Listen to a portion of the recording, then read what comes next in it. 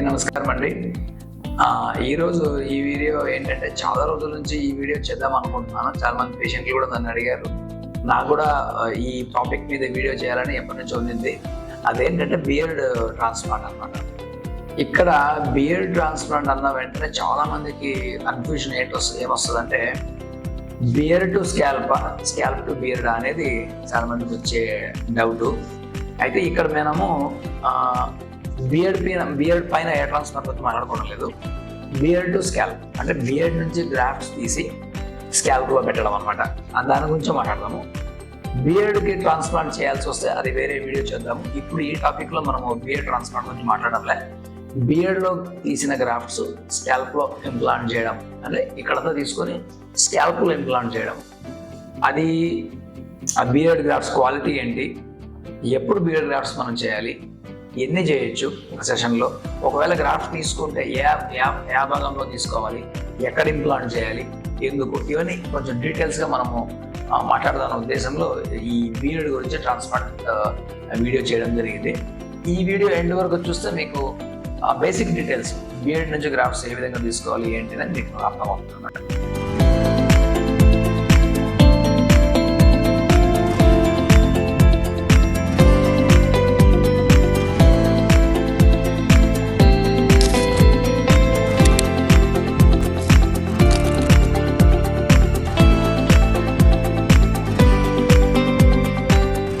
మనం అనుకున్నట్లుగానే beard transplant అంటే బియర్డ్లో గ్రాఫ్ట్లు తీసి స్కాల్ప్లో పెట్టడం అని మీరు గమనించాలి. కొద్దిమంది బియర్డ్కే ట్రాన్స్ప్లాంట్ చేస్తారని అడుగుతారు, నాకు బియర్డ్ పల్చగా ఉంది చేస్తారా అని. దానికి సపరేట్ వీడియో చేద్దాము. ఇక్కడ ఈరోజు మనం మాట్లాడుతుందంటే కొద్దిమందికి స్కాల్ప్లో గ్రాఫ్ట్స్ తక్కువ ఉండడం వలన మనము గ్రాఫ్ట్స్ బియర్డ్లో కూడా తీసుకుంటాం, అఫ్కోర్స్ చెస్ట్లో కూడా తీసుకుంటాం. అయితే ఈరోజు ఈ టాపిక్ మనము బియర్డ్లో గ్రాఫ్ట్స్ తీసుకోవడం గురించి మాట్లాడదాం. ఇక్కడ first of all transplantation beard నుంచి మనం గ్రాఫ్ట్స్ తీసుకోవాలన్నప్పుడు బియర్డ్ గ్రాఫ్ట్స్ నేచర్ ఏంటి మనం అర్థం చేసుకోవాలి. మామూలుగా బియర్డ్లో ఉన్న గ్రాఫ్ట్స్ ఒక్కొక్క గ్రాఫ్ట్లో మనకు యూజువల్గా సింగిల్ ఫాలికల్సే ఉంటాయి. స్కాల్ప్లో అయితే ఫాలికల్స్ 2, 3, 4 ఈవెన్ 7 కూడా ఉంటాయి. అండ్ యావరేజ్ మీద 3 ఉంటాయి. కానీ బియర్డ్కి వచ్చేపాటికి డబల్స్ ఉంటాయి, తక్కువ నెంబర్ ఉంటాయి. 20-30% డబల్స్ ఉంటాయి, మిగతా అంతా ఆల్మోస్ట్ 60-70% సింగిల్సే ఉంటాయి. ఇది ఫస్ట్ గమనించాల్సిన విషయం. అంటే ఏంటి, ఒక గ్రాఫ్ట్ మనం తీసినప్పుడు స్కాల్ప్లో ఆల్మోస్ట్ అన్ యావరేజ్ మీద 2.5 ఫాలికల్స్ ఉన్నాయని చెప్తాము. అది మారుతుంది బట్ అప్రాక్సిమేట్లీ. కానీ బియర్డ్కి వచ్చినప్పుడు మనకు అంత ఉండదు. 1.2నో 1.3నే ఉంటుంది ఒక గ్రాఫ్ట్లో, అట్లా యావరేజ్ నెంబర్ అనమాట. సో అలా అంటే ఏంటి, బియర్డ్లో మనం 100 గ్రాఫ్ట్లు తీసుకోగలిగితే మనకు అప్రాక్సిమేట్లీ టోటల్ ఫాలికల్స్ మనకి 130 అంటే 130 లేకుండా 140 వస్తాయి. సో అంటే ఏంటి, ఒక్కొక్క గ్రాఫ్ట్లో సింగిల్ ఫాలికల్స్, సింగిల్ హెయిర్స్ ఎక్కువ ఉంటాయి బియర్డ్లో. ఇది మనం ఫస్ట్ తెలుసుకోవాల్సిన విషయం అనమాట. రెండవ పాయింట్ ఏంటంటే బియర్డ్ హెయిర్ షాఫ్ట్ చాలా థిక్గా ఉంటుంది. స్కాల్ప్లో ఉన్న హెయిర్ కొంచెం స్లెండర్ అండ్ ఫైన్గా ఉంటాయి, అంటే ఆల్మోస్ట్ స్మూత్గా ఉండి థిన్గా ఉంటే బియర్డ్ గ్రాఫ్ట్స్ ఆల్వేస్ థిక్గా ఉంటాయి. అంటే షాఫ్ట్ డయామీటర్ మనం కట్ చేసి చూసినప్పుడు బియర్డ్లో ఉన్న గ్రాఫ్ట్ హెయిర్ మనం ఇట్లా క్రాస్ సెక్షన్ కట్ చేసి చూస్తే థిక్నెస్ అనమాట, సైజు పెద్దగా ఉంటుంది. అది బియర్డ్కి ఉన్న నేచర్, అందుకే థిక్ కనపడుతుంది, మనం బ్లాక్గా కానీ థిక్గానే కనపడుతుంది. ఇది రెండవ పాయింట్ మనం స్కాల్ప్తో కంపేర్ చేసినప్పుడు. మూడో పాయింట్ ఏంటంటే కొంచెం కర్లీగా ఉంటుంది బియర్డ్ హెయిర్, కర్లీగా ఉంటుంది. అంటే ఏంటి, ఇది దాని నేచర్ మన స్కాల్ప్లో మాదిరి స్మూత్గా సిల్కీగా ఉండదు, కొంచెం కర్లీ నేచర్లో ఉంటుంది. సో కొద్దిగా లెంత్ పెరగానే కర్ల్ అవుతుంది అన్నమాట. ఇది ఇంకొక నేచరు. లాస్ట్ పాయింట్ ఏంటంటే హెయిర్ సైకిల్ అంటే ఏంటి, స్కాల్ప్లో ఉన్న హెయిర్ పోయిన తర్వాత 4 to 6 monthsలో గ్రోత్ వస్తే మన బియర్డ్ అలా కాదు. బియర్డ్ హెయిర్ సైకిల్ చాలా లాంగ్. అంటే ఇంప్లాంట్ చేసిన తర్వాత మామూలుగా స్కాల్ప్ హెయిర్ 4 monthsకే స్టార్ట్ అయితే బియర్డ్ హెయిర్ 7 to 8 months తర్వాతనే స్టార్ట్ అవుతుంది. అదే కాకుండా హెయిర్ సైకిల్ ఉంటుంది కదా, ఆ సైకిల్ కొద్దిగా లాంగ్ ఉంటుంది అనమాట. హెయిర్ పోవడము రావడం అనేది స్కాల్ప్లో ఫాస్ట్గా జరిగితే బియర్డ్లో స్లోగా వెళ్తుంది, స్లోగా వస్తుంది. అంత ఫాస్ట్గా వెళ్ళదు, అంత ఫాస్ట్గా రాదు. సో ఇది మనం గమనించాలి. బియర్డ్లో మనం గ్రాఫ్ట్ తీసుకొని ట్రాన్స్ప్లాంట్ చేసినప్పుడు ఈ నేచర్స్, ఈ టెక్స్చర్ కావచ్చు, థిక్నెస్ కావచ్చు, హెయిర్ సైకిల్ కావచ్చు, ఆల్మోస్ట్ అలాగే ఉంటుంది. అందువలన బియర్డ్ ట్రాన్స్ప్లాంట్ చేసిన వెంటనే రిజల్ట్స్ అంత ఫాస్ట్గా రాదు, చాలా లేట్గా వస్తుంది. అది లాస్ట్ పాయింట్ మనం బియర్డ్ గురించి తెలుసుకోవాల్సిన పాయింట్ అనమాట. ఇంకా చాలా మంది అడిగే కామన్ క్వశ్చన్ ఏంటంటే, నాకు స్కాల్ప్ లో హెయిర్ తీయొద్దండి, బియర్డ్ లోనే తీయండి అని చాలా మంది అడుగుతుంటారు. ఇక్కడ మనం తెలుసుకోవాల్సింది ఏంటంటే, ఎప్పుడైనా కూడా స్కాల్ప్ బియర్డ్ హెయిర్ గ్రాఫ్ట్స్ మనం పక్క పక్కన పెట్టినప్పుడు హార్వెస్టేషన్ విధానం కావచ్చు, ఇంప్లాంటేషన్ విధానం కావచ్చు, స్కాల్ప్ లో ఉన్న హెయిర్ చాలా ఈజీగా తీయవచ్చు, బియర్ లో ఉన్న హెయిర్ కొంచెం కష్టం అన్నమాట. ఎందుకు అలాగా అంటే, స్కాల్ప్ లో మనకు యాక్సెసిబిలిటీ చాలా ఈజీగా ఉంటుంది. అంటే పేషెంట్ మనం హార్వెస్ట్ చేసేటప్పుడు మనకు యాక్సెసిబిలిటీ చాలా ఈజీగా ఉంటుంది. మనకు బియర్డ్కి వచ్చేపాటికి ఈ భాగంలో తీస్తే మనం పేషెంట్ నెక్ ఎక్స్టెండ్ చేయాలి, పేషెంట్ డిస్కంఫర్ట్ ఉంటుంది. మనకు కూడా size of the graft scalp లో మనం కొంచెం పెద్ద సైజు 0.9 mm పంచ్ అట్లా వాడితే, బియర్డ్కి వచ్చేప్పటికి 0.6 mm పంచ్, ఇంకా చిన్న పంచ్ మనం వాడాలి. అంటే సర్జన్కి మోర్ ఎక్స్పర్టైజ్, మోర్ ప్రెసిషన్ కావాలా. చేయి కొంచెం కదిలితే మనం గ్రాఫ్ట్స్ తీయలేం. 0.6 అంటే మనం పెన్తో డాట్ పెడితే ఎంత ఉంటుందో అంతే ఉంటుంది. అంటే స్కాల్ప్ లో హెయిర్ తీయడం ఈజీగా ఉంటుంది, ప్లస్ సర్జన్కి యాక్సెసిబిలిటీ ఈజీగా ఉంటుంది. బియర్డ్కి వచ్చేప్పటిగా తీయడం కష్టం అవుతుంది, మోర్ ప్రెసిషన్ అవుతుంది. అంటే ఈ రెండు చెప్పిన తర్వాత ఏమవుతుంది మీకు అంటే, బియర్డ్ లో గ్రాఫ్ట్స్ తీయడానికి కాస్ట్ కూడా పెరుగుతుంది డెఫినెట్గా, ఎందుకంటే డిఫికల్ట్ టు హార్వెస్ట్. ఇది ఒక రీజను. రెండవ రీజను, చాలా మంది ఎందుకు బియర్డే ఫస్ట్ తీయరు అన్నప్పుడు మీరు ఆలోచించండి, బియర్డ్ గ్రాఫ్ట్స్ చాలా కర్లీగా థిక్గా ఉంటాయి. దాన్ని తీసుకెళ్ళి మనం ఫ్రంటల్ హెయిర్ లైన్ లో పెట్టలేము. ఫ్రంటల్ హెయిర్ లైన్ పెడితే దాకా కూడా కనపడుతుంది, ఎందుకంటే చాలా కర్లీగా ఉంటుంది, అసలు మ్యాచ్ కాదు మన ఎగ్జిస్టింగ్ హెయిర్.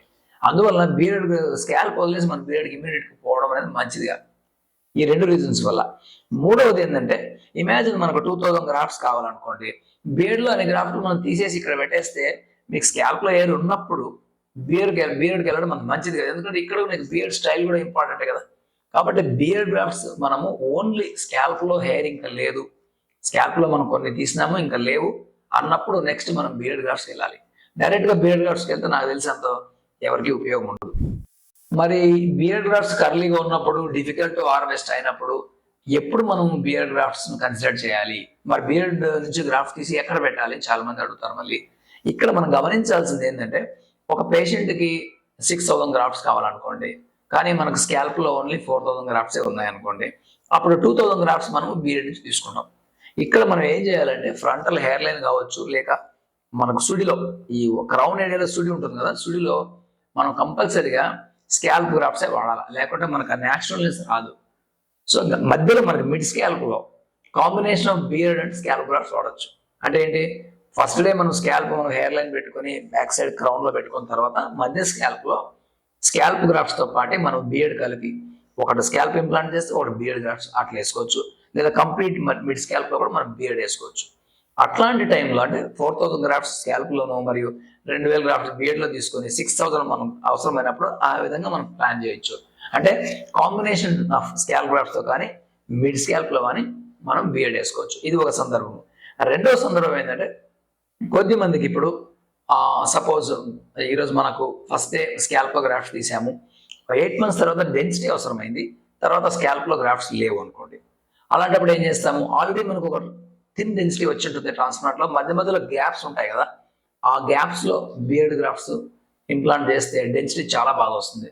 అంటే ఏంటి, ఫస్ట్ ట్రాన్స్ప్లాంట్ అయిన తర్వాత మన మధ్య మధ్యలో గ్యాప్స్ ఏదైనా ఉన్నాయనుకోండి, ఆ గ్యాప్స్ ఫిల్ చేయడానికి డెఫినెట్ గా మనం బియర్డ్ గ్రాఫ్ట్స్ చాలా యూటిలైజ్ చేసుకోవచ్చు.